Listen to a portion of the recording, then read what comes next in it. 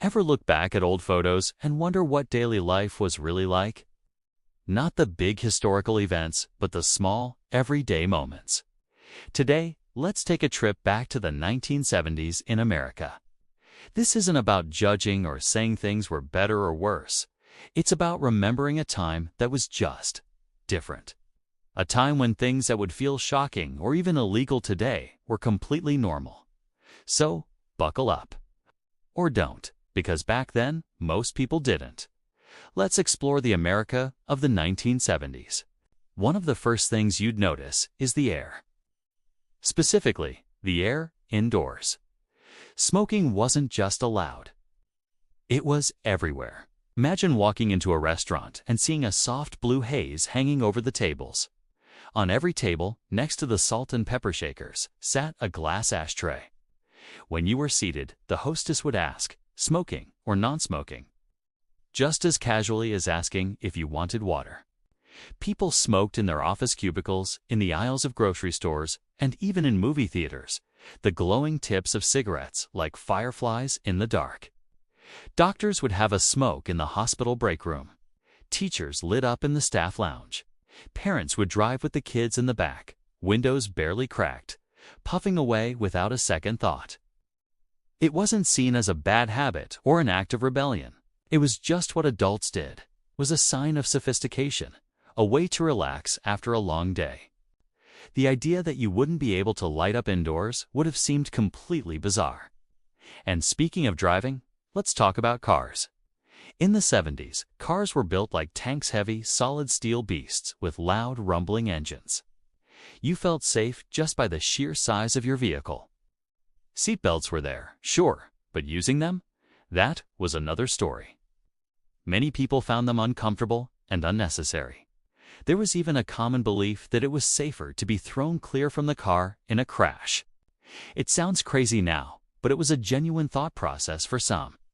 Kids would stand on the front seat to get a better view, leaning against the dashboard.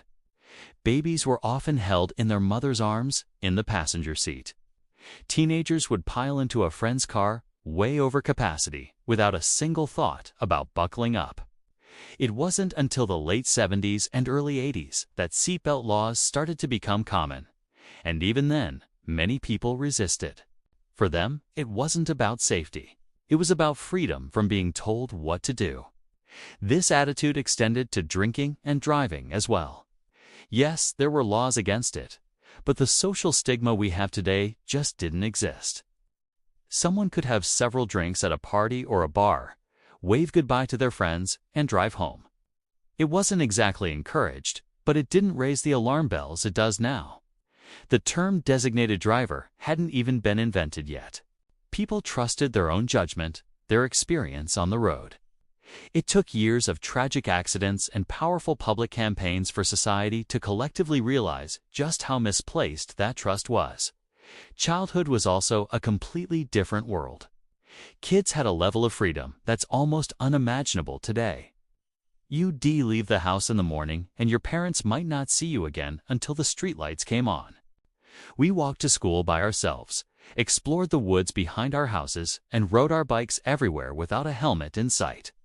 We built rickety ramps out of old plywood and tried to jump them, usually ending with a few scrapes and bruises. Parents didn't have cell phones to track us or call every hour. There was an unspoken trust that you were expected to figure things out on your own.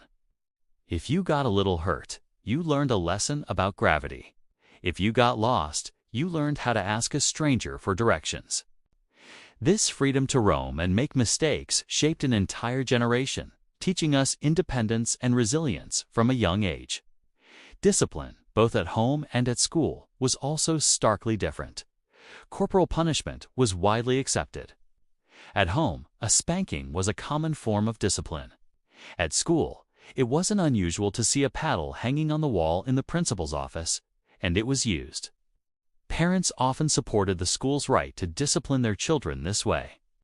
The prevailing belief was that firm physical discipline built character and taught respect for authority.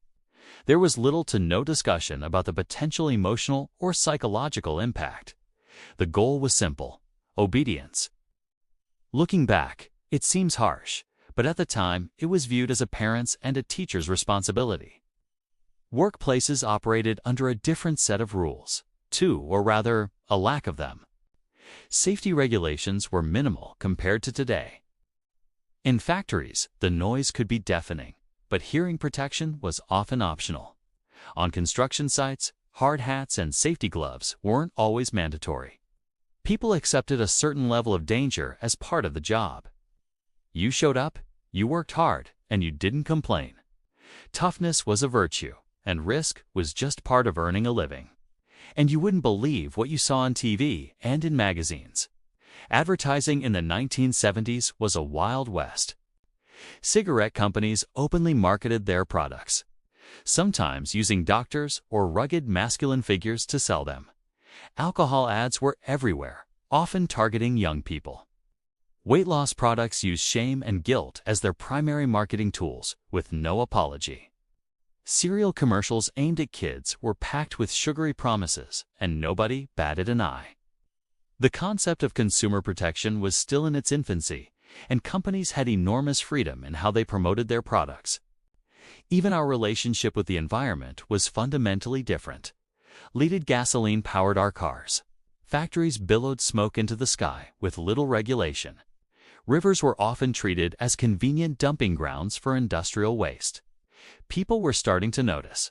The first Earth Day happened in 1970, after all. But the widespread belief was that a little pollution was the price of progress and prosperity. Clean air and water weren't seen as fundamental rights yet. They were ideals that activists were just beginning to fight for. Now, hearing all this, you might think the 1970s felt like a dangerous, chaotic time. But for the people living in it, it didn't. It felt normal. It felt free. There was a reliance on common sense, on personal responsibility, on trusting your neighbors. There was less fear of abstract dangers, but also, frankly, less awareness. And that's the key takeaway here. The people of the 1970s weren't reckless or careless. They were simply living with the knowledge they had at the time. They didn't know what decades of science and data would later reveal about smoking, seatbelts, or environmental toxins. Nostalgia isn't about claiming the past was perfect. It's about understanding how and why people lived the way they did. The 70s were a fascinating bridge between an old world of tradition and instinct and a new world of science and regulation. Many of the safety standards and social norms we take for granted today were born from the lessons learned during that decade.